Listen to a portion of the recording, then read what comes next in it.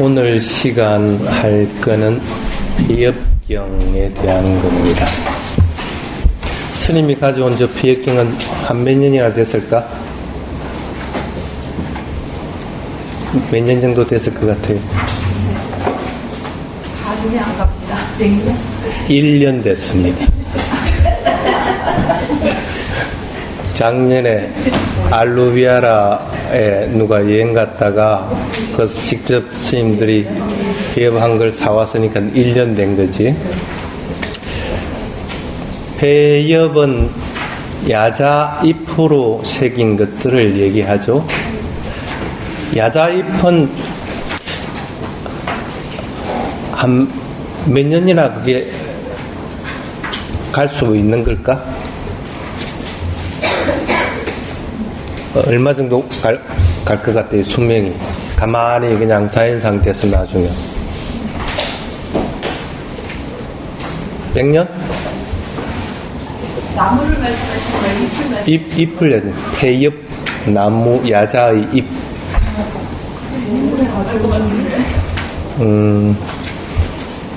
지금 최고 배엽으로 오래된 게 기원후 5세기 때 쓴 거니까 몇 년 같습니까? 1600년 뭡니까? 우리나라 불교 역사만큼 됐네. 한 1600년 갑니다. 그거는 아주 희귀한 경우고, 대부분 그래도 오래됐다 하는 것들은 7, 8세기 이후, 특히 이제 동남아시아 같은 경우에는 보통 13세기, 14세기 때가 가장 오래된 것들입니다. 그리 해도 기본적으로 몇백 년은 가죠. 몇백 년은 갑니다. 근데 야자잎은 그냥 자연 상태에서 그대로 놔두면 얼마나 갈까? 얼마 안 갈 것 같습니다. 그건 얼마 안 가죠. 진짜 야자잎 어디 떨어진 거 이렇게 놔두면 뭐 100년이 무슨 100년에 1년 되기 전에 다 썩어버립니다. 근데 왜 폐역경으로 만든 야자잎은 뭐 어떻게 했기에 그렇게 오래 갈까? 몇백 년이나 갈까? 뭔가를, 그냥 잎은 잎인데 요걸 뭔가를 제조를 했겠죠. 제조를 했으니까 그리 오래도록 갈 수 있게끔 하는 겁니다. 우리도 나무도 잘라가지고 소금에다가 뭐 바닷물에다가 잠그고, 그 다음에 그늘에다 말리고, 뭐 그 다음에 밖에다가 뭐 오칠 같은 걸 해야만 이게 오래 가는 것이지, 그냥 나무 그냥 이렇게 잘라갖고 집중 안 오면 금방 썩어버립니다. 그거와 마찬가지입니다. 폐엽도.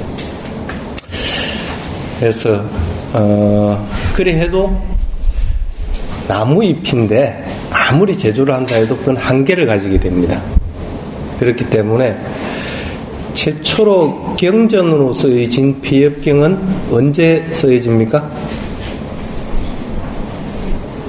불교에서 제4차 결집 때 써지게 되죠. 1차, 2차, 3차는 인도에서 다 일어났죠. 1차 결집은 부침열반 바로 직후에, 바로 그 해에 했고, 그 다음에 2차 결집은 100년 뒤에 했고, 3차 결집은 그리고 또 200년 뒤에 아수카 왕 때 했고, 그래서 다 인도에서 일어난 겁니다. 근데 이때까지만 해도 전부 어떻게 했어요? 경전들을 어떻게 전했어요? 합송하는 방식으로 했죠. 이제 많이 안 해. 합송하는 방식으로 했는데, 합송은 문제점이 뭘까? 내가 누구에게 전해줄라 하더라도 내가 완전히 알고 있어야만이 이걸 적어다 전해줄 수 있는데, 내가 완전히 알고 있다는 걸 어떻게 증명할 거라? 다른 사람이 있어야 증명할 거 아니라. 그러니까 적어도 이걸 완전히 알고 있는 사람이 내 말고 또 다른 사람이 하나 있어야 돼. 그러니까 집단이 돼야만이 가능한 거죠.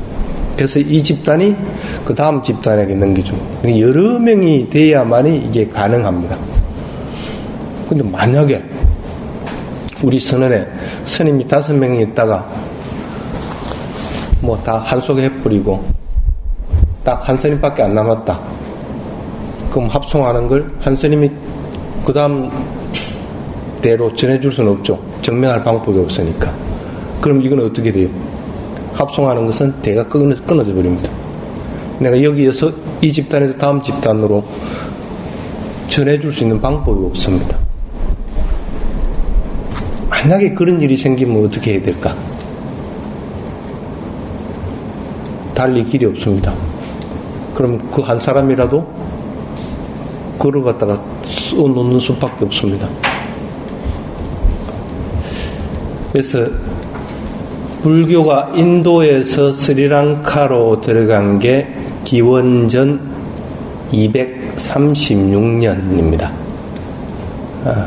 데와남피아티사 왕이 통치를 하고 있을 때 아수카 왕의 아들인 마인다 장로가 여러 스님과 사미들을 데리고 전도사로서 스리랑카로 건너가게 됩니다. 그래가지고 불교를 전했는데, 불교를 전해도 항상 그 불교가 원형 그대로 보존돼 나간다고 보장을 못합니다. 그럼 중간에 무슨 일이 항상 생기게 되어 있습니다. 그게 언제였느냐면, 그러니까 기원전 236년에 그걸 전해주고 나서 불교의 위기가 닥친 게 정확하게 얘기해서 그로부터 108년 후에 위기가 닥칩니다.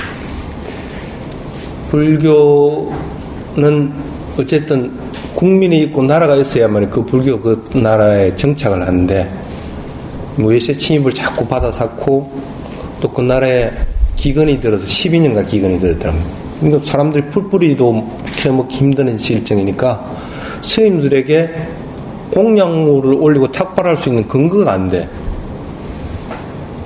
그럼 우리 회장님 같으면 출가한 스님은 어떻게 해야 될까, 그럴 때는. 아마 큰 스님들 몇 명을 제외하고 나면 먹고 살기 힘들면 뭐 그냥 살 수가 없습니다. 출가한 스님들은 경작할 수가 없으니까, 자기가 일구 먹을 수가 없으니까 별 수 없이 그냥 환속하는 수밖에 없습니다. 그러니까 많은 사람들이 환속을 하게 됩니다. 구전을 통해 가지고 암송으로 전해지는 게 이게 끊어질 위기가 딱 닥친 거예요. 그래서 교육 직책으로 생각해낸 게, 그러다가 그런 기근이 들었다가 다시 이제 그리고 외세 침입, 타밀족들의 침입이 있었는데, 타밀족의 침입이 있다 그것도 이제 막아내고 해가지고 다시 이제 나라가 안정이 되게 됐는데, 12년간 이 왕이 도망을 다니면서 은혜를 입었던 스님이 한 분이 있었는데, 이 스님한테 크게 절을 하나 지어줬어요. 근데 보통 절을 지어줄 때 테라와다 방식은 어떻게 되냐면 그 스님 이름으로 절을 만들 수가 없습니다. 어떤 경우든지 상가 이름으로 하게 되어 있습니다. 그 스님이 그거 살고 있다고 하더라도. 예를 들어서 여러분들이 여기 있는 스님한테 스님 기거하라면서 이제 뭘 하나 마련해 준다. 숙소를만 해주든 절을 마련해준다. 내 개인 이름을 할 수가 없는 거라. 그러니까 우리는 지금 법인으로 돼 있잖아요. 한국 테라바다 불교는. 법인 이름으로 그걸 만들어 놔야 되는 거예요. 그러니까 이 스님이 그러니까 가고 나더라도 거기에 다른 스님이 있을 수가 있게 되는 거예요. 이게 이제 테라바다 방식인데, 이 띠사 스님이 그걸 개인 이름으로 그 절을 받게 된 거예요. 그러니까 이 스리랑카 이 성단에서는 난리가 난 거라. 그걸 왜 개인으로 받느냐? 그건 너 잘못했다. 그러니까 이거 다시 성단 이름으로 돌려라. 이랬는데 이 스님 욕심이 있었는데 그걸 안 한 거야. 그러니까 안 하니까 어떻게 성단에서는 뭘 어떻게 해야 되겠어요? 이 스님 쫓아내는 수밖에 없는 거라. 부처님의 율에 맞게끔 살지를 않으니까 쫓아낼 수밖에 없는 거야.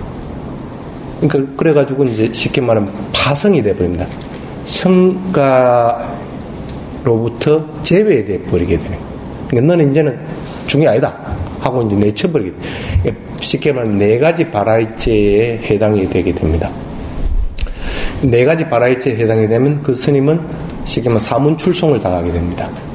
그러니까 다시는 이 가사를 입을 수도 없고, 일반적으로 세속에 살다가도 다시 또 출가할 수도 없습니다. 나머지 죄를 졌을 경우에는 환속했다가 다시 또 지가 출가 생활하고 싶으면 또 출가할 수가 있는데 이 네 가지 바라이치에 해당이 되면 그게 쫓아도 안 돼. 한번 사문 출송되면 복권조차도 안 되게 돼 있는 거야.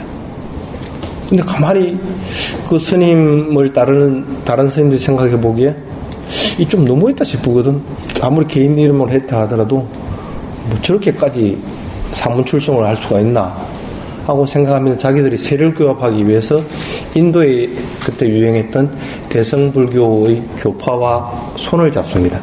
그래서 율장을 변경을 하기에 이르게 됩니다.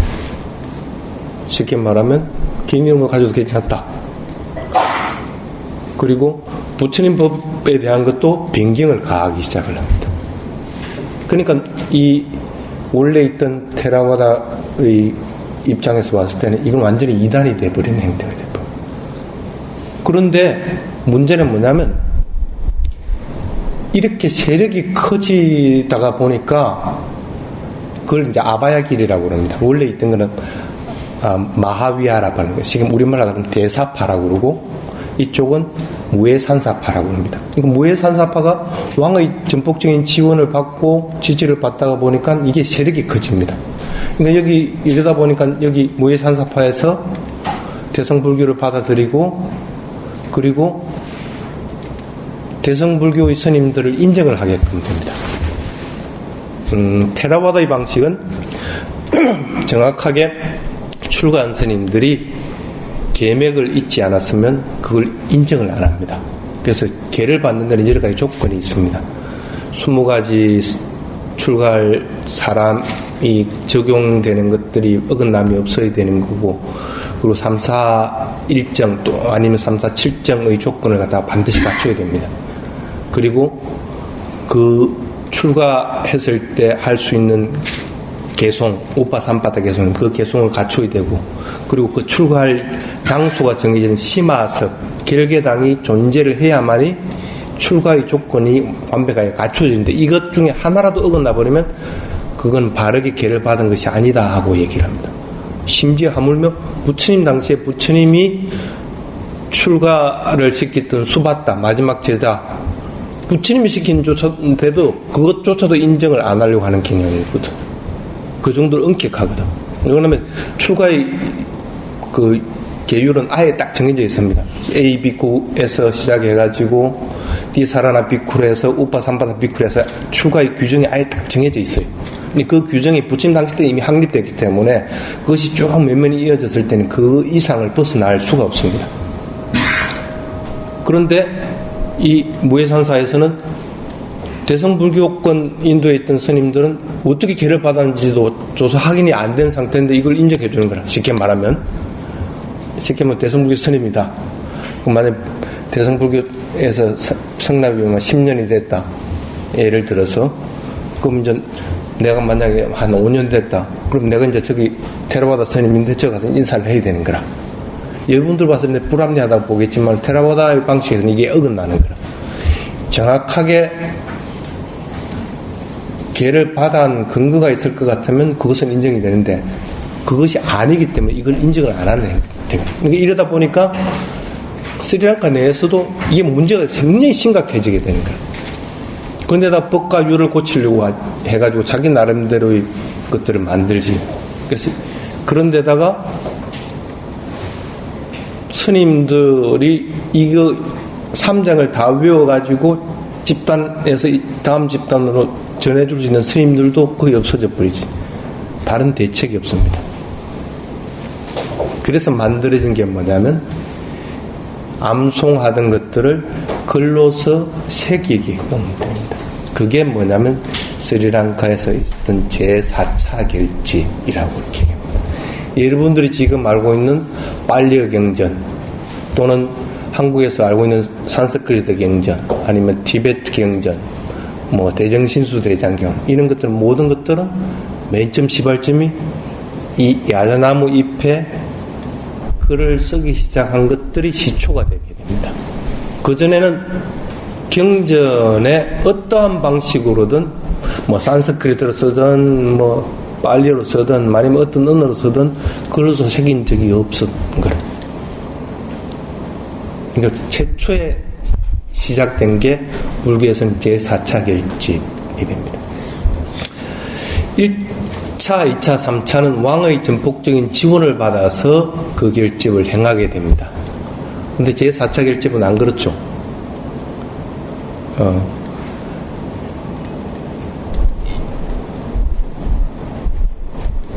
그 스님의 지원을 받지 않고 대사파에서 부처님의 말씀이 이대로 갔다가는 왜곡되겠다는 결단을 내려서 결집을 하게끔 됩니다. 그래서 500명의 스님들이 그 당시에 스님들과 일반적으로 불교가 존재했던 곳이 아누라다푸라, 그 다음 미힌탈레라고 하는 곳입니다. 마인다 장로가 왔다 해서 미힌탈레라 이름이 붙었는데, 그 지역으로부터 거의 100km 넘어 떨어진 곳에 있는 동굴에서 결집을 하게 됩니다. 그거가 어디냐면 알루위하라라고 하는 곳입니다. 빨리어로는 알록가 위하라라고 합니다. 록가, 아록가. 그러니까 세상에 있지만 세상하고는 관계없이 존재한다는 그런 뜻으로서 아록가 위하라, 그렇게 존재하는 사원이라는 그런 뜻입니다. 그 정도로 스리랑카는 신성하게 여기는 곳인데, 이 알루위하라에서 경전에 필사를 하게끔 됩니다. 그런데 만약에 필사하는 방법이 스리랑카에 전해지지 않았으면 필사가 가능했을까? 그러면 경전은 이때 그때가 기원전 1세기입니다. 기원전 1세기 때 써져 있었지만은 경전 말고 다른 것들은 인도에서 쓰여진 역사가 없을까? 틀림없이 있었겠죠. 있었으니까 그 방식이 스리랑카로 전해져 왔을 겁니다.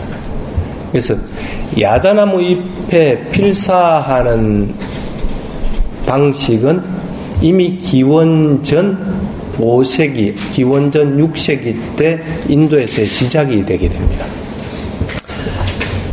그게 이제 경전이 아니고 다른 그 문서라든지 천문학이라든지 아니면 그 여러 가지 시라든지 이런 것들이라서 그런 것이지, 이미 필사는 그때부터 시작이 되게 됩니다. 그래서 필사의 방식에 따라서 어떤 방식이라고 하는 것이 딱 정해집니다. 포티 방식 아니면 또 무슨 다른 방식 이런 식으로 어떤 방식들이 이미 정립이 되게 됩니다. 그게 이제 인도에서 스리랑카로 이미 기원전에 이미 건너가게 됩니다. 야자나무는 그걸 기록하기 위한 것들이 야자나무인데, 지금 현재 여러분들이 알고 있는 그 두루마기 또는 파피루스 이런 것들이 많이 알려져 있습니다. 그 문화유산으로서 많이 알려져 있는데, 서구에서는 거의 대부분이 양피지, 동물의 가죽이라든지 또는 그 백화나무, 나무 껍질에 쓴다든지, 그 다음에 이제 종이를 뜨는 방식이 이제 각 나라마다 틀려서, 우리는 이리 물에다가 이리 해가지고 이렇게 뜨잖아요. 옛날 창호지들. 근데 그런 방식이 있고, 뭐 또 그걸 푹 담가가지고 뜨는 걸 갖다가 건져내가지고 뿌려가지고 하는 방식, 뜨는 방식마다 차이가 있는데, 어쨌든 그 종이를 갖다가 두루마기식으로 만들어가지고 그거다 기록하는 방식이 있고, 이제 그렇게 되어 있는데, 인도나 동남아시아, 그러니까 인도에서 시작돼서 출발해가지고 그 주변에 퍼진 것은 방식이 맨 처음에는 뭔 방식을 했느냐면 이 야자잎에 기록하는 방식을 썼습니다. 그러니까 역사가 굉장히 오래된 거죠. 서양하고 마찬가지로. 그래서 야자, 아까 여러분들에게 보여줬는데, 그 야자는 바르게 법제를 하지 않으면 오래도록 유지를 할 수가 없습니다. 그래서 먼저 법제를 반드시 하게끔 되어 있습니다. 야자잎 여러분들 봤어요? 대부분 야자잎 가지고 뭐 만들어요?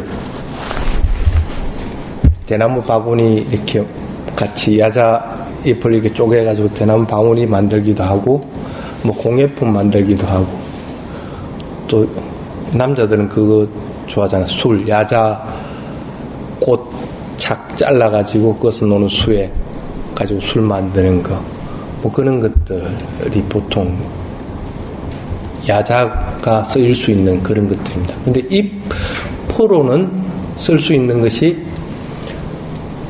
뭐 공예품 만드는 종류 외에는 뭐 별다리 쓸 게 없습니다. 그런데 이 야자잎이 저도 보면 알겠지만 어떻게 생겼냐면 요렇게 살이 이렇게 쭉 가로 세로로 되어 있는 살이 양쪽으로 딱 붙어 있는 형태입니다. 양쪽으로. 그러니까 촘촘하게 되어 있는 게 쉽게 말하면 종이 두 장이 양쪽으로 이렇게 요 하나의 대를 중심으로 해서 딱 붙어 있는 형태를 띠고 있습니다. 야자잎이. 그런데 가로하고 세로로 이렇게 선이 이렇게 쭉 있는 것이 이렇게 촘촘하게 되어 있다는 것 뿐이기 때문에 가로 세로가 약하기 때문에 글자가 동글동글하게 쓰지 않으면 이게 찢어져 버립니다. 그럼 야자잎에 적어도 글을 쓰려고 할 것 같으면 글자는 반드시 동글동글동글 할 수밖에 없습니다. 그렇겠죠. 그러면 동글동글하고 동글하게 쓰지 않고 우리같이 기형, 니형 같이 이렇게 탁탁 끊어지는 식으로 쓰려고 할 것 같으면 어떻게 해야 되겠어요? 찢어져 버리게 되는 거예요. 그러니까 쉽게 말하면 철필로 가지고 이렇게 음각을 할 경우에는 반드시 동글동글 해야 되고, 그렇지 않고 그냥 거다가 붓글씨식으로 이렇게 그냥 쓸 경우에는 동글동글 할 필요 없이 반듯해도 됩니다. 근데 지금 여러분들이 보고 있는 거는 글자가 동글동글하죠. 저는 그래서 어떻게 했어요? 음각한 형태죠. 인도에서 동남아시아, 스리랑카를 비롯한 동남아시아로 퍼진 글자들은 전부 인도 아리안 계통입니다. 그래서 인도 아리안, 그러니까 쉽게 말하면 브라흐미 글자라고 이렇게 얘기합니다. 브라흐미 글자에서 파생된 것들은 전부 다 동글동글합니다. 그러니까 피해경에 쓰더라도 요걸 음각을 할 수가 있습니다. 쉽게 말하면 새길 수가 있습니다. 그런데 여러분들이 많이 알고 있는 산스크리트, 티베트어라고 하는 것, 인도에서 북쪽으로 넘어간, 네팔, 티베트로 넘어간 것들은 글자가 동글동글한 게 아니고 각이 딱 집니다. 그래서 대와나가리어라든지 이런 범어들은 보면 각이 지어 있죠. 그럼 그거는 야자잎에 쓸 경우는 어떻게 해야 되겠어요? 펜글씨식으로 써야 되는 거예요. 음각을 할 수가 없고 그냥 붓글씨로 이렇게 써야 되는 거예요. 그래서 야자나무잎에 새기는 방식은 이렇게 두 방식으로 나눠지게 됩니다. 여러분들이 일반적으로 알고 있는 음각하는 것만 있는 것이 아닙니다. 그래서 가장 오래된 것도 음각한 게 아니고 네팔에서 보유하고 있는 기원후 5세기에 있는 것도 쓴 방식입니다. 그러면 쓰는 것들을 오래도록 그 글자가 날아가지 않고 보존하려면 어떤 걸 써야 될까? 일반적으로 뭐 그때 당시 화학염도 없었겠지만 일반적인 거 가지고는 할 수가 없습니다. 그래서 대부분 보면 돌을 갖다 갈아가지고 색깔 있는 걸 가지고 이렇게 글을 쓰게끔 됩니다. 그렇다고 글을 쓰더라도 그걸 그대로 놔두면 당연히 나중에 글자가 안 날아가 버립니다. 그럼 그 위에다가 쉽게 말하면 기름칠을 해줘야 됩니다. 뭐 우리 식으로 동백 기름을 칠하든지 옷을 칠하든지 그렇게 칠해줘야만이 이 글자가 날아가지 않고 오래도록 보존이 되게 됩니다. 그러려면 돌가루든지 아니면 나무에서 그 색을 갖다가 만들어내야 됩니다. 그래서 노란색이 나오는 나무 열매가 있다. 그럼 거기서 그 색을 추출해야 되는 거고, 빨간색이 나오는 게 있다. 그다음 빨간색 열매에서 그걸 추출해야 되는 거고, 그럼 그 나무들이 자랄 수 있는 조건이 되는 곳에서만 그걸 갖다 글을 쓸 수가 있습니다. 근데 네팔이나 이렇게 북쪽은 히말라야 산맥이기 때문에 그런 나무들이 많이 있습니다. 그런 나무들이 많이 있기 때문에 그것을 추출하기가 쉬워. 근데 인도 남쪽으로는 산이 많이 없기 때문에 그런 나무나 그런 돌을 구입할 수 있는 조건들이 사실은 안 됩니다. 그러니까 야자나무에 응각을 할 수밖에 없습니다. 또 하나 중요한 게 뭐냐면 야자나무가 자랄 수 있는 조건이 북쪽으로 가면 없습니다. 우리나라 야자나무 자랄 수 있을까? 못 자라죠. 추우면 야자나무는 못 자랍니다.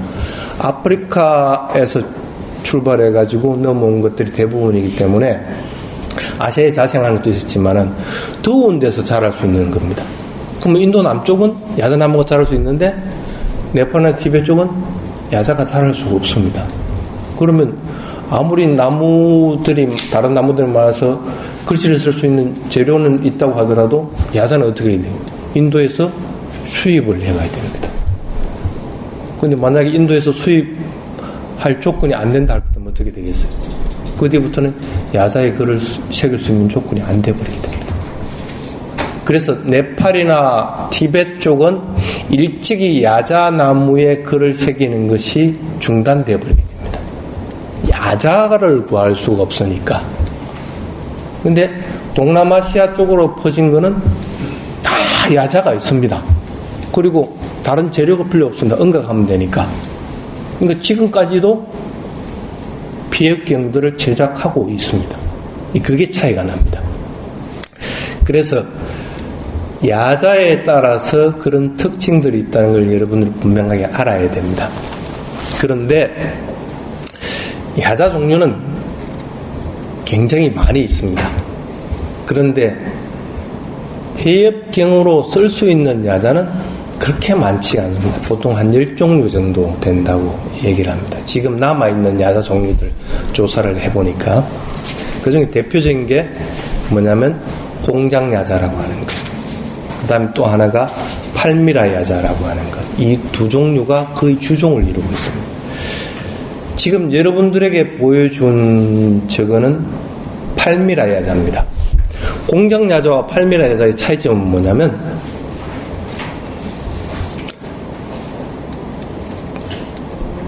공장 야자는 아주 잎이 부드럽습니다. 그러니까 쉽게 말하면 잘 구부러집니다. 잘 구부러지더라도 똑 부러지지는 않습니다. 근데 공장 야자는 잎이 두꺼울 뿐 아니라 이렇게 구부리면 잘못하면 똑 부러져 버리게 됩니다. 그리고 공장 야자는 야자 잎의 양쪽에 선이 이렇게 굵은 선이 이렇게 쭉 되어 있습니다. 끝에. 근데 이 팔미라 야자는 그게 없어. 그러니까 만약에 그 야자 잎을 이런 데다 이렇게 스친다고 하더라도 공장 야자 같은 경우에는 이 굵은 선이 이렇게 방음하게 돼가지고 이게 잘 터지질 않습니다. 근데 팔미라는 그게 없으니까 어떻게 돼요? 이렇게 스치면 그 쉽게 말하면 실밥 터진다고 하는 식으로 끝이 이렇게 터져버리게 되는 거예요. 아무리 두꺼워도 그런 나쁜 조건이 되어 있습니다. 그러니까 두껍다고 해서 이게 보존이 오래될 수 있는 게 아닌 거라. 부드럽고 끝이 선이 있어가지고 잘 터지지 않는 이 공장 야자가 보존하기에는 훨씬 더 용이한 조건을 가지게 되는 거예요. 그래서 거의 대부분의 경전은 뭐로 써지냐면 이 공장 야자로 써지게 됩니다. 그 대신에 공장 야자는 아까 팔미라 야자에 비해서 이게 두께가 얇습니다. 얇기 때문에 조심해서 쓰지 않으면 안 되는 거예요. 그래서 음각을 할 경우에는 음각하는 방법에 따라서 그 야자 잎에다 음각을 해야 됩니다. 그렇지 않으면 아무리 동글동글하게 한다 하더라도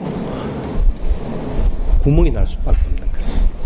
그런데 중요한 거는 뭐냐면 저거는 지금 팔미라 야자, 두꺼운 야자 잎인데도 지금 현재는 저기 이제 그 전시용으로 하기 위해서 이렇게 한 것인데 한 면으로밖에 안 썼습니다. 근데 옛날 비역경들 보면 양면으로 다 되어 있습니다. 그 얇은 공장 야자로 쓰는데도 양면으로 되어 있습니다. 그러니까 얼마만큼 쉽게 말하면 정성을 들여서 써야 될까? 안 그러면 뒤에까지 베어져 버리게 됩니다. 그러니까 쓸 때는 반드시 철필을 그래서 쓰게끔 되어 있습니다. 철필이 생긴 게 어떻게 되냐면 앞에 이렇게 뽀쪽한 송곳같이 되어 있습니다. 그 위에는 반드시 뭐가 존재하냐면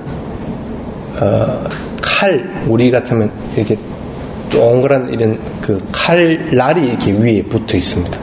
그게 왜 그런지 아세요? 그게 없으면 이 무게가 얼마 없기 때문에 보통 힘을 주고 쓰게끔 됩니다.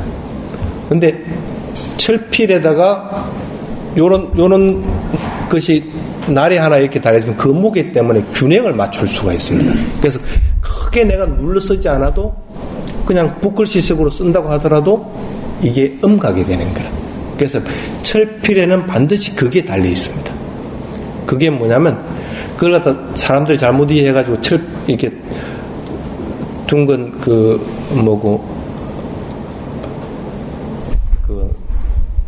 칼날 같이 이렇게 달려 있으니까 글씨 잘못 쓰면 그걸 갖다가 이렇게 살살살 긁어가지고 메꾸고 뭐 이렇게 하기 위해서 그런 거 아니냐고 착각하는데 그럴 수가 없습니다. 야자는 한번 쓰고 나면 그렇게 할 수가 없습니다.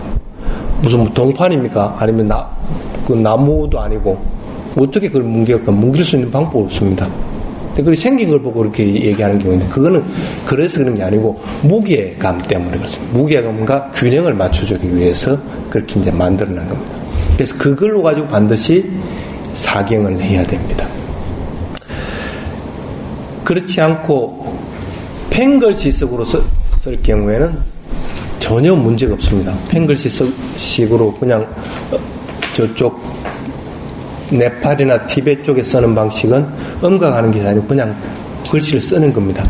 그럴 경우에는 그냥 목탄 같은 거 구해오고 그 다음에 갈대 같은 거 불에다 태우면 끊게 됩니다. 그럼 그걸 가지고 쓰면 됩니다. 그래서 음각하지 않는 경우는 전혀 문제가 되지 않는데 음각할 경우는 그런 조건을 반드시 갖춰야 된다. 그런 이제 문제점이 있습니다. 그래서 위쪽으로 써진 네팔이나 티베트 쪽으로 써진 것들은 비역경을 이렇게 보면 음각한 것이 거의 없습니다. 전부 글씨를 펜글씨식으로 써 있습니다.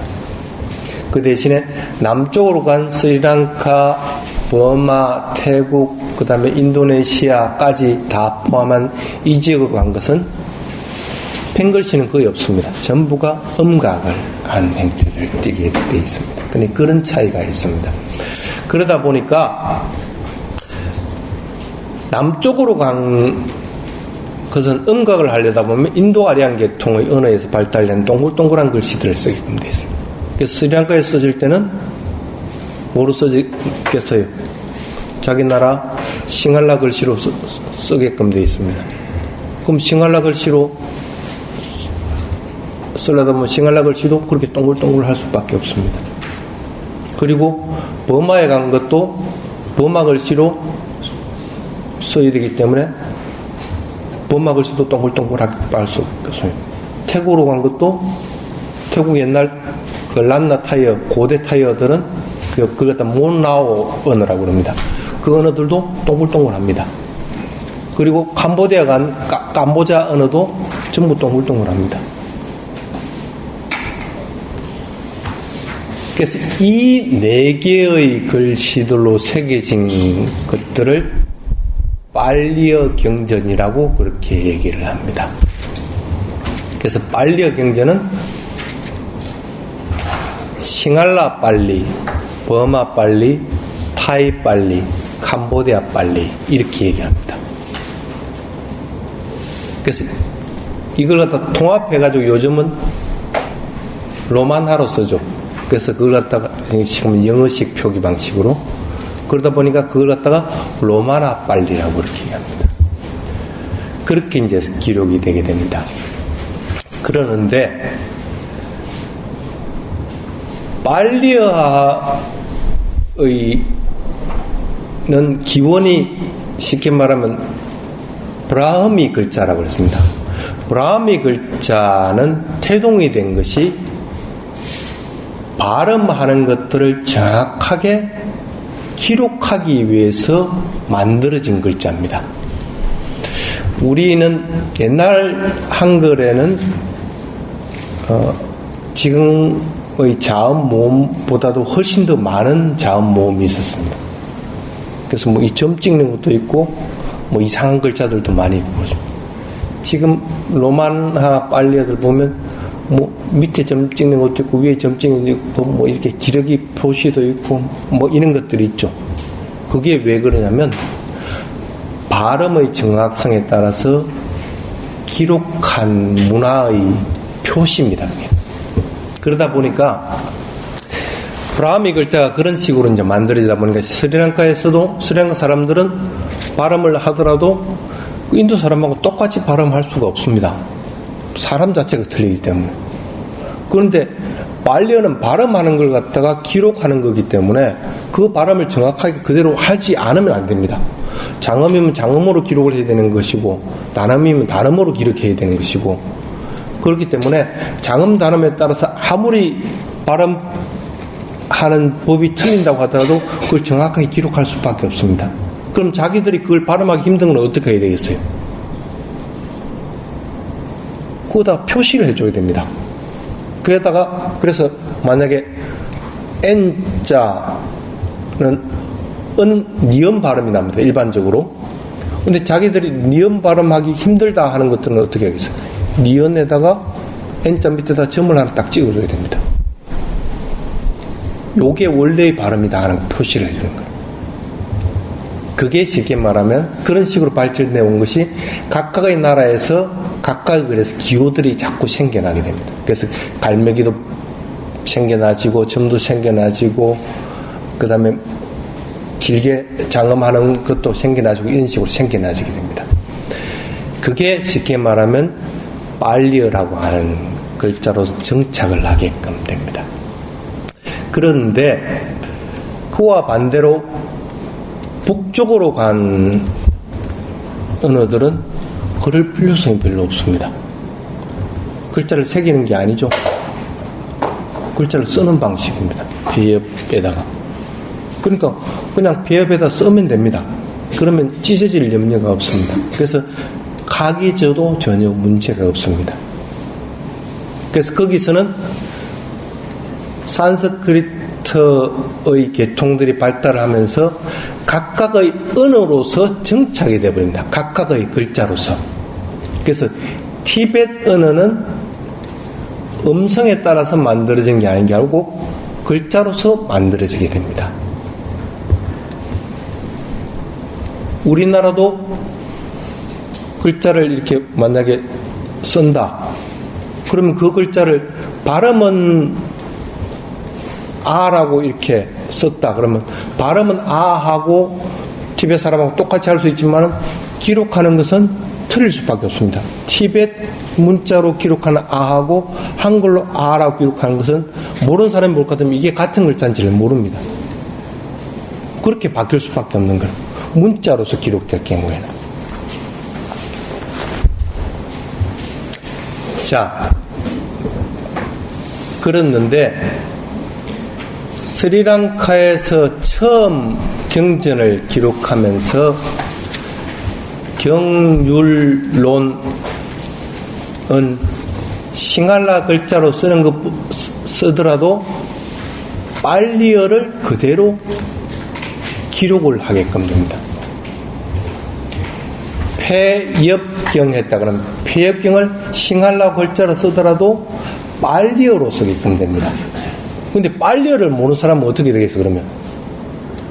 싱할라 글자로 폐엽경이라고 쓰더라도 이게 무슨 의미인지를 모릅니다.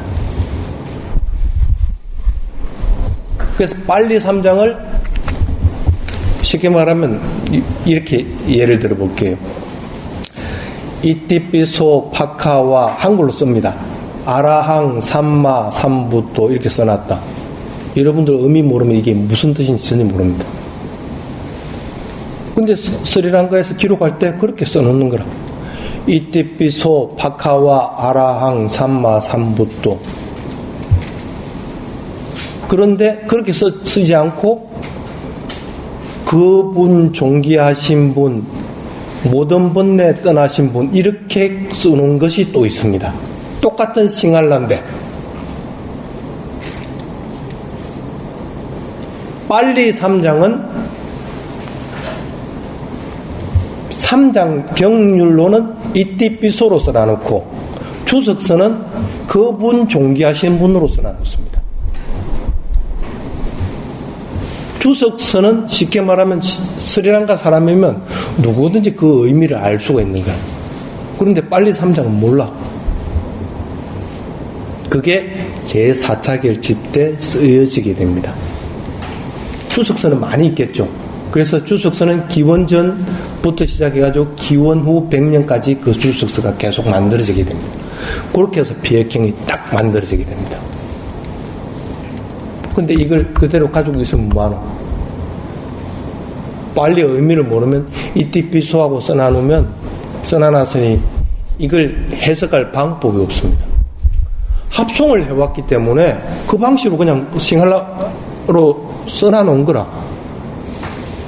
그럼 이걸 누군가가 이걸 갖다 번역을 해야 됩니다. 이걸 번역을 안 하고 그대로 있습니다. 그러다가 뒤에 나중에 후대에 기원 후에 이걸 번역 들어갑니다.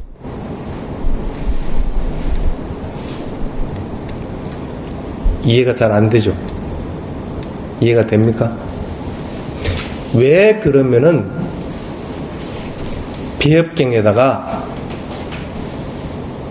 이해하지도 못하는 빨리어를 갖다가 그대로 써놔놨을까? 경률로는. 비협경에 글씨를 쓴 이유가 뭡니까?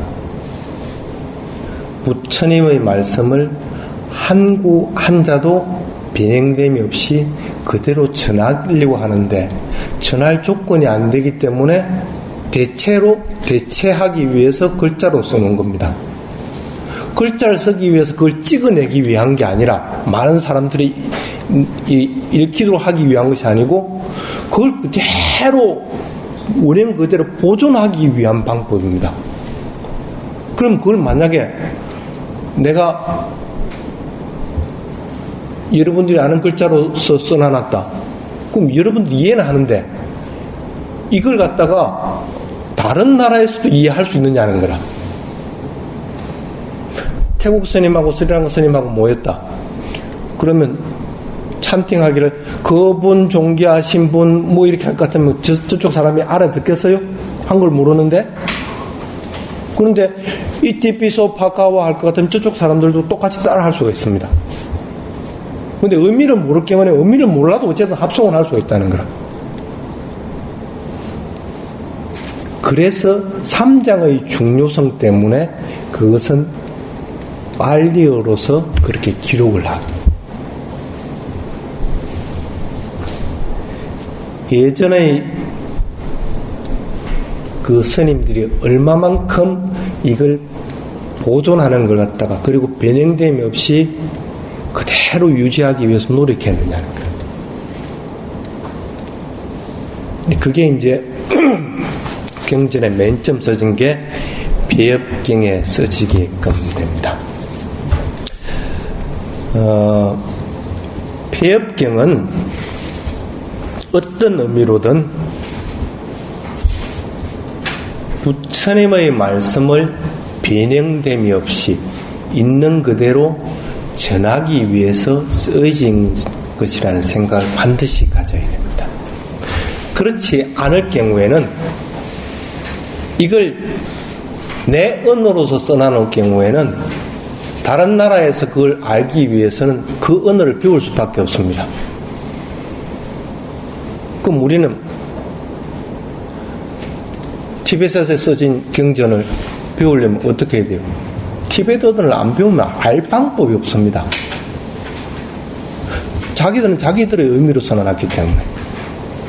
그러면은 이띠피소 바카와를 갖다가 나는 번역하기를 그분 존귀하신 분으로 번역을 했다.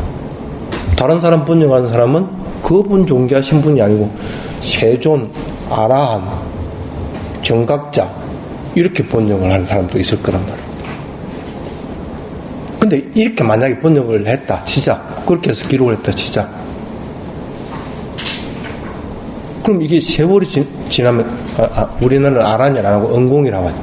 세존, 응공, 정각자, 뭐 어떻게 되노?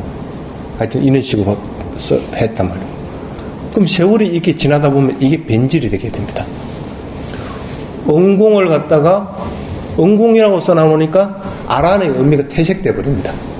아란이란 원래의 의미는 본래로부터 떠나고 그리고 완전하게 깨달음을 이루었기 때문에 응당 공양받을 만한 자격을 갖췄고 그리고 모든 문제가 사라지고 그리고 그러한 적들을 쳐부쉈다는 의미인데 응공이라고만 써놔놓으니까 응당 공양받을 만한 분으로서만 해석이 돼버리는 거야.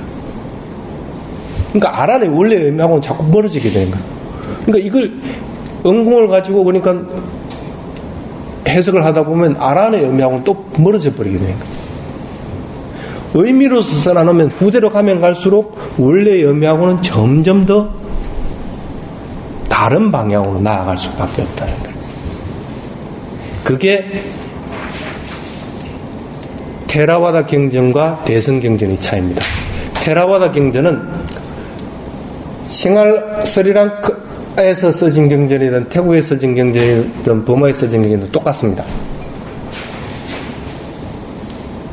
첨가된 것도 없고 빼진 것도 없고 별반 틀린 게 없습니다. 그런데 티베트에서 써진 경전과 중국에서 써진 경전은 경전 자체가 틀립니다. 뭔가 첨가된 것도 있고 빠진 것도 있고 뭔가 변경된 것도 있고. 그럼 중국 대장경하고 또 한국 그러면 고려 대장경하고는 또 같습니까? 또 틀릴 수밖에 없다는 거예요.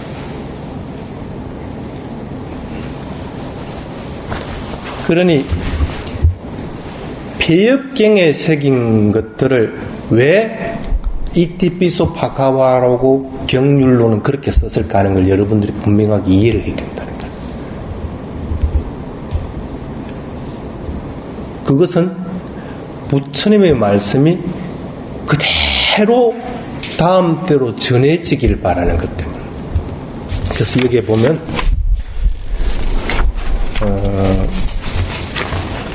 몇 페이지 있나? 폐역경의 역사에 보면 119페이지에 옛날에는 크게 지혜 있는 비구들이 있어서 구전으로 합송하여 삼장을 전하였다. 그러나 지금 사람들은 교법으로부터 멀어져 있어서 이를 안타깝게 여겨서 비구들을 모아 삼장과 주석서를 빨리어와 싱할라어로 사경하여 써서 교법을 영원히 존속시키고자 한다.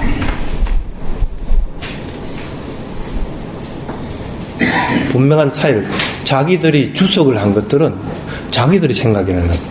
그러니까 자기들 알아듣는 싱할라어도 써도 괜찮아. 의미를 파악할 수 있게끔. 근데 빨리 삼장은 그게 아니라는 거라. 부처님이 하신 거기 때문에 후대로 그게 변형됨이 없이 하기 위해서는 빨리로 쓸 수밖에 없었다.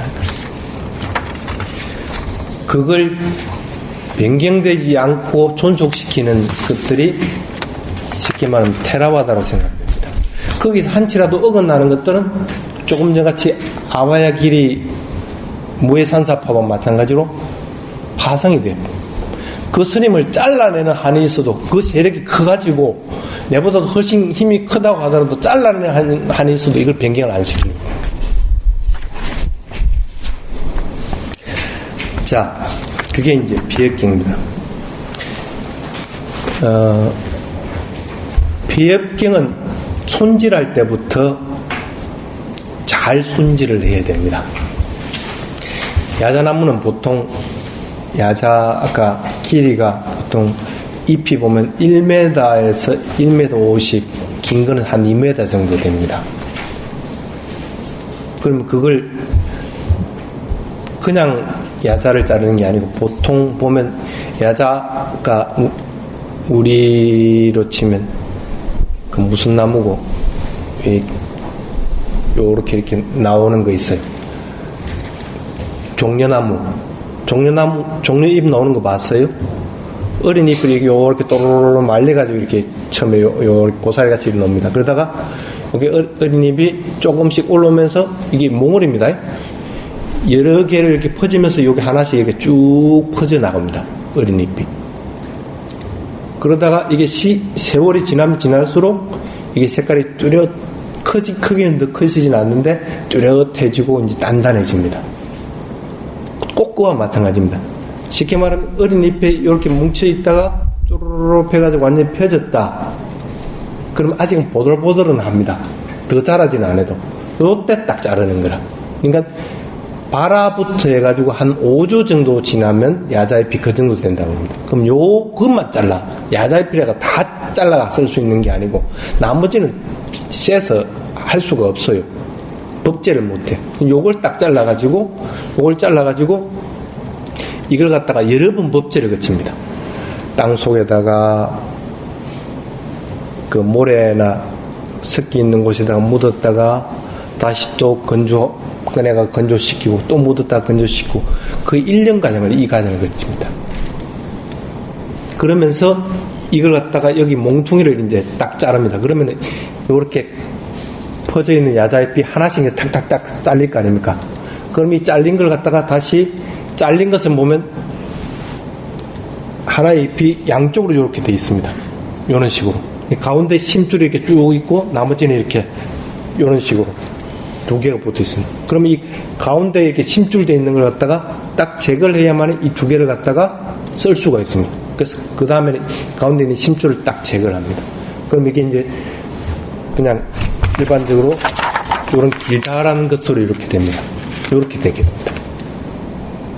한 1m 50에서 2m 되는, 1m에서 한 1m 50 정도 되는. 그럼 요걸 이제 딱 가져와가지고 쉽게 말하면 이렇게 가져온 걸 갖다가 불을 피우고 난 데다가 분재를 시킵니다. 이 잎을 갖다가 집어여가지고 그 연기를 쐬는 거예요. 연기를 쐬면 적어도 여기 벌레가 끓고 하는 것들을 갖다가 없앨 수가 있습니다. 그렇게 해가지고 끄집어내가지고 다시 모래 속에다 엮고 또 그리고 돌 같은 데다가 펴기 위해서 딱 눌러둡니다. 여러 장을 갖다. 그렇게 할 것 같으면 잎이 보들보들해집니다. 그렇게 이제 여러 번 과정을 거칩니다. 이걸 나라마다 이걸 하는 법이 틀립니다. 연기에다가 분정을 하기도 하고 또 바닷가 쪽에 가까운 데는 바닷물에다가 그걸 갖다가 염분을 넣어가지고 쉽게 말하면 그 부식을 방지하는 방법을 쓰기도 하고 조금씩 틀립니다. 대부분은 보면 연기로 가지고 분정을 합니다. 그렇게 해가지고 이제 이렇게 만들어졌으면 이렇게 돼 1m나 1m 50 되는 것 갖다가 가져와서 이제는 자릅니다. 그러면 이 정도 됐으면 두 조각을 이렇게 딱 자를 수가 있죠. 두 조각을 자르고 그 다음에 여기서 반을 딱 자릅니다. 그러면 1m짜리는 반을 자르면 이 길이가 50cm가 될 것이고 1m보다 좀 큰 그 1m 50짜리 같으면 한 60cm가 될 것이고 길이가 그렇게 될 겁니다. 그렇게 해가지고 이제 쉽게 말하면 조각을 다 이렇게 내게 됩니다.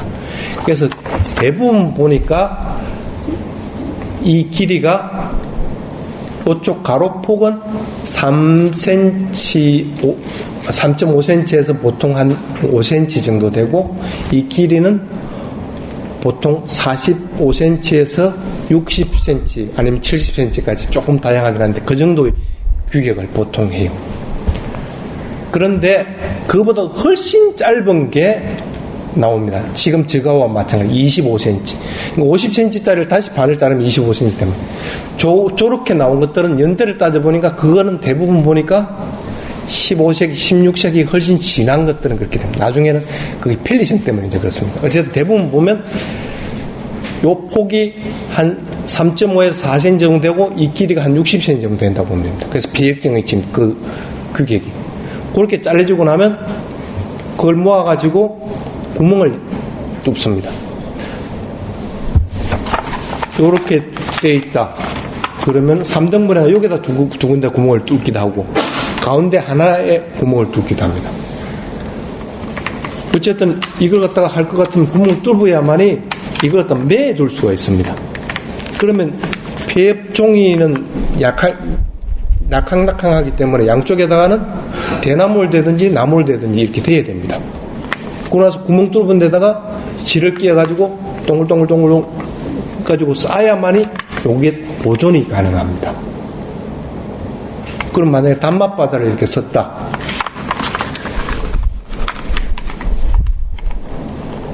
차이가 뭐냐면 브라흐미 문자에서 파생한 글자들이 왼쪽에서 오른쪽으로 써집니다. 우리 한글 방식과 똑같습니다. 그래서 그것을 파생한 스리랑카 어느든지 태국어든지 할 것 때문에 전부 이렇게 읽습니다. 그런데 그렇지 않고 티베트 계통에서 파생된 것은 오른쪽에서 왼쪽으로 써집니다. 그러니까 티베트 장경 볼 때는 거꾸로 읽어야 돼. 우리하고는 방식이 틀려. 어쨌든 그렇게 쓰려고 할 것 같으면 이렇게 잘랐는 데다가 선을 이렇게 튕겨야 됩니다. 글자를 정확하게 쓰겠죠. 그래서 보통 이 넓이에 보통 한 5줄 정도 이렇게 선을 튕깁니다. 선을 이렇게 딱 튕겨놔가지고 그건 나중에 지워버리면 되니까 그렇게 해가지고 글자들을 갖다가 사경을 하게끔 됩니다. 아니면 펜글씨로 이렇게 쓰게끔 됩니다. 그러면 야자잎이 기름 성분이 많은 것들은 글자를 쓴다고 하더라도 글자가 조금 지나고 나면 아무리 법제를 했다고 해도 글자가 파여진 부분엔 좀 그무티티하게 바뀌게 됩니다. 근데 기름 성분이 적은 것들은 글자를 파놔도 이게 다른 거하고 색깔이 비슷해져. 그럼 어떻게 해야 되겠어요? 이 글자에다가 뭔가를 갖다 색을 입혀야 됩니다. 그래서 색을 입히기 위해서 숯가루나 이런 걸 갖다가 여기에다 싹 바릅니다. 발라갖고 쳐넣어갖고 싹 닦으면 글자 파진 데는 색깔이 드러나지. 그럼 이렇게 해가지고 여기다가 다시 야자잎 마지막 부분에 오래도록 보존하기 위해서 기름을 칠합니다. 기름을 칠하고 그렇지 않으면 야자잎이 매끈하게 되기 위해서 돌을 이렇게 문지릅니다. 문지르면 색깔도 드러날 뿐 아니라 이게 재질 자체가 부드러워집니다. 그렇게 해가지고 이제 글자를 씁니다. 그렇게 해서 여기서 요렇게 뭐 한 5줄 이렇게 썼다. 그러면 그 다음에 넘길 때는 요렇게 바로 넘깁니다. 그래 여기 실을 끼워놔도 요렇게 해야 그 다음에는 그 전에는 요 위에 이렇게 써가지고 이렇게 나왔다 할 것 같으면 그 다음 장은 밑에 게 요렇게 올라가가지고 요렇게 써지게 되는 거라. 요렇게 이제 글을 그렇게 써지다 보니까 번호를 매길 필요성이 있습니다. 그래서 번호를 매길 때는 반드시 왼쪽 끝단에다가 번호를 매깁니다. 우리말로 할 것 같으면 여기다 숫자로 1, 2, 3, 4 이렇게 써지게 되는 거죠. 근데 여기다가 대부분을 1, 2, 3, 4 번호를 쓰는 게 아니고 까, 카, 가 이런 식으로 씁니다. 지금 빨리어의 음성에 따라서 자음과 모음을 합해가지고 하는 방식이 있습니다. 아, 이, 우 모음 같은 경우에 그 다음에 빨리어 자음 같은 경우에는 까, 가, 카 이런 식으로 나가는 그 순서가 있습니다. 그 순서에 따라서 딱 글자를 씁니다. 그러니까 그게 되다 보니까 까, 카, 가 이런 식으로 글자를 쓰게. 그래 기 이런 식으로 쭉 나. 그래서 그렇게 번호를 매깁니다. 그렇게 되다 보니까 빨리 자음 모음을 모르는 사람은 이게 몇 페이지인지 모르는 거라. 써놔놔도. 그렇게 해가지고 만들어진 게 이 배엽경이라고 하는 것들입니다.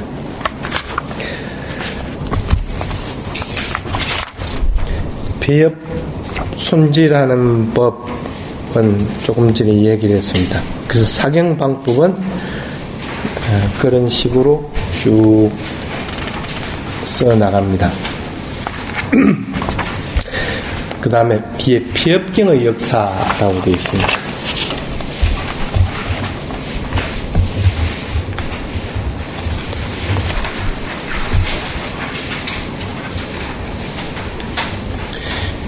피업경은 아까도 얘기했지만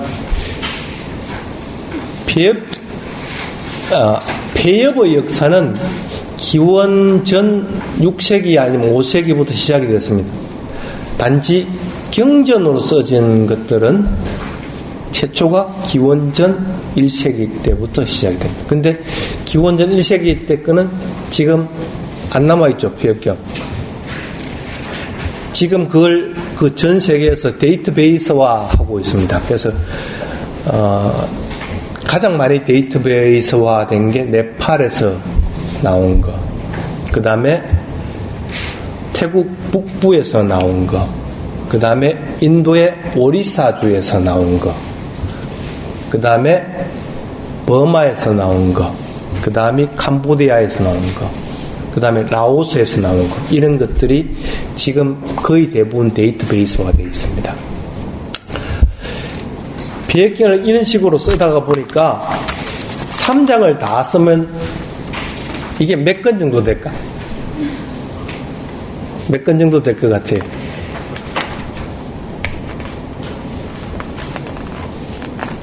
대충 3,700건. 요즘 말로 할 것 같으면 이게 이제 한 권으로 이렇게 되어 있습니다. 그래서 경전이 긴 것들은 뭐 좀 두꺼울 끼고 경전이 얇은 것들은 조금 얇게 됐고 하는데 대부분 보면 100장 내외로 되어 있습니다. 그래서 경전이 짧은 거는 두 경전이 들어가기도 하고 그렇게 해가지고 한 권 한 권씩 해가지고 이걸 갖다 3장을 다 써는 게 3,700건 거의 가까이 됩니다. 이거 보존하는 거 쉬운 일 아닙니다. 그러면 어떻게 해야 되겠습니까? 보통 아무리 그렇게 법제를 해도 이건 몇백 년 후는 쓸 수가 없습니다. 계속 또 이걸 봐야 되기 때문에. 그러면은 그 다음 부대에서 몇백 년 후에는 또 이걸 다시 쓸 수밖에 없습니다. 그래 하더라도 원본이 있을 것 같으면 이걸 옮겨 쓰기가 쉽습니다. 근데 원본이 없으면 다른 나라에서도 가져와서 써야 됩니다. 버마나 태국에서 그런 적이 있었어요. 또 스리랑카에서 그런 적이 있었어요. 자기들이 원본을 다 갖추어지 있는 것들이 없는 경우가 있었어요. 소실되기도 하고 뭐 전란노린에서든지 뭐 어떤 경우든지 그렇게 해서 만약에 단막바다가 1장부터 2장까지는 있는데 3장, 4장이 지금 비역경은 없다. 그럴 것 같으면 어떻게 해야 돼요? 딴 나라에 있는 거라도 가져와야 돼. 아니면 다른 지역에 있는 거. 그럼 가져와서 빨리로 써져 있으니까 어떻게 돼요? 쓸 수가 있는 거라. 변경됨이 없이 그대로. 그렇게 해가지고 보존들을 이때까지 해온 거라.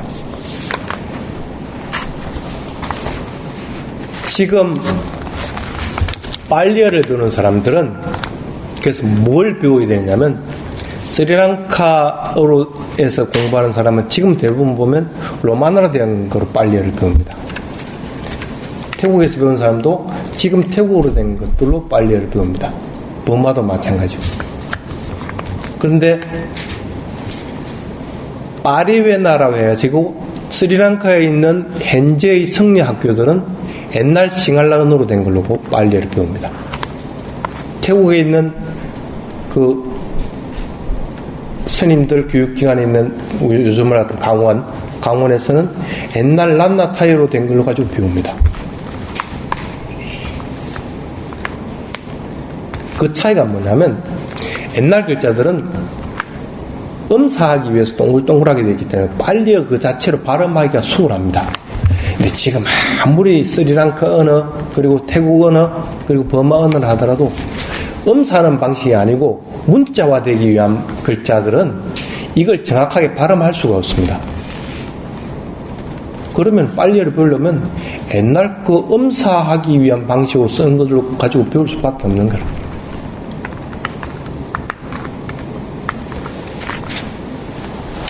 그게 이제 비역경인데, 비역경은 그래서 대부분 보면 스리랑카를 제외한 나머지들은 기원 후부터 써지기 시작했다고 보면 됩니다. 특히 이제 물론 그 전부터 있었다는 증거는 있습니다. 비역경을 그런 식으로 만든 것이 나중에 이게 비역경 이후에 만들어지는 게 뭐냐면 동판이나 금판이나 돌, 석판의 양식으로 바뀌게 됩니다. 그런데 동판이든 석판의 양식도 이 비역경의 양식을 그대로 띄게끔 됩니다. 그래서 동판에 이렇게 쓰더라도 비역경의 행태들을 요 그대로 이렇게 표시를 해줍니다. 석판도 마찬가지입니다. 그걸 갖다가 뭐라고 하냐면 포티 양식이라고 그렇게 얘기합니다. 그 포티 양식은 지금 버마에도 기원 9, 1세기 때 포티 양식으로 석판에 써진 글씨가 있습니다. 그래서 그걸 가지고 유출을 합니다. 버마에도 기원 전후에 비역경으로 글자를 썼었구나 하고 유출을 하는 것이고, 태국도 마찬가지고 캄보디아도 마찬가지고. 그런데 지금 남아있는 거는 없습니다. 그게 없다는 거라. 야자입에 쓴 것이. 왜? 그 뒤에 글자들이 만들어진 게 대부분 기원 후 12세기, 13세기 이때 자기들이 글자들이 만들어집니다. 그럼 그때 이제 글자들이 만들어지기 시작해가지고 그 글자들로서 다시 비역경을 쓰려고 할 것 같으면 뭘 기본으로 해야 되겠어? 스리랑카 있는 걸로 기본으로 해서 자기들이 이제 기록을 하게 됩니다.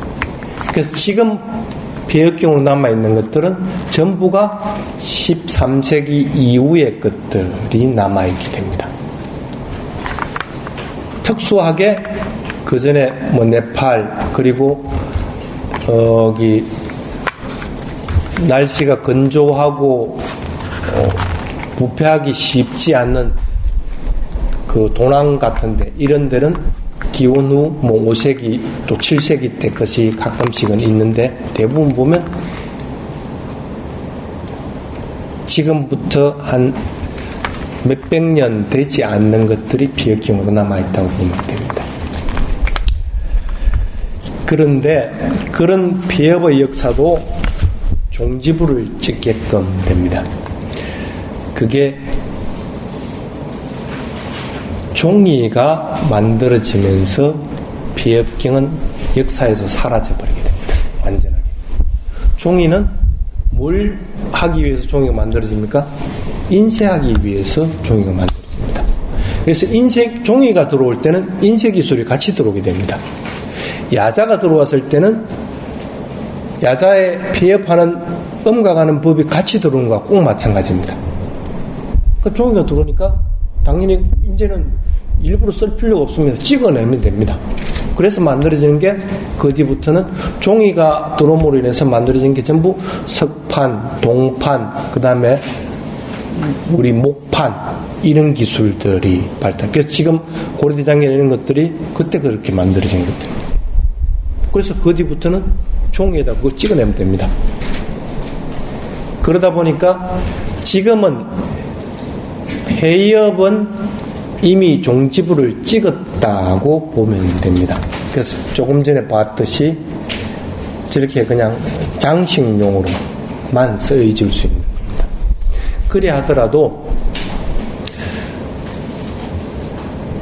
배협을 한 이유가 뭡니까? 부처님 말씀을 그대로 다음 때에 전하기 위한 겁니다. 암송의 방식은 바뀌질 않게 되는 거예요. 그러니까 지금도 암송의 방식은 그대로 전해지고 있습니다. 그 단지 옛날같이 그 인원이 많지 않다는 것 뿐입니다. 그래서 폐협경의 역사는 사라진다고 하더라도 불교의 고유한 방식인 합송의 방식은 어떠한 경우든지 그대로 이어진다는 사실을 알아야 돼요. 자, 그게 이제 지금 비협경이라고 하는 겁니다. 여러분들이 이해를 해야 되는 것은 비협경의 가치를 갖다가 분명하게 여러분들이 알고 있어야 된다고 하는 것입니다. 이제 비협경에 대해서는 이해를 하겠죠? 자, 오늘은 여기까지 하겠습니다.